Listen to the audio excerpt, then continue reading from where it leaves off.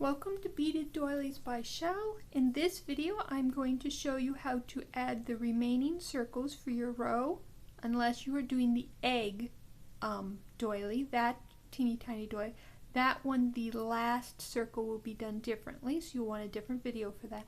But all the other circles will be added the same way as this one is added. We are currently down here.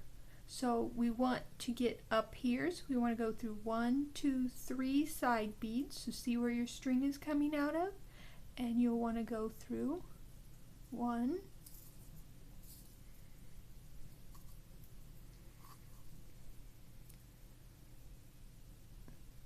2, 3 side beads. That has us in place for adding our beads, and we want to add 1, 2, 3 beads. For my pattern it's all low, so I shall add 3 pinks.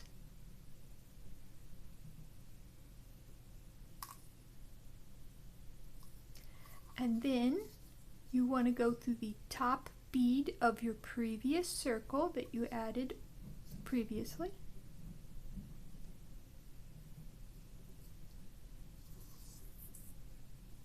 And then you want to go through that first side bead that's right next to the bead that you added. Make sure it's going towards the circle you added. It's the bead part of the circle you are adding.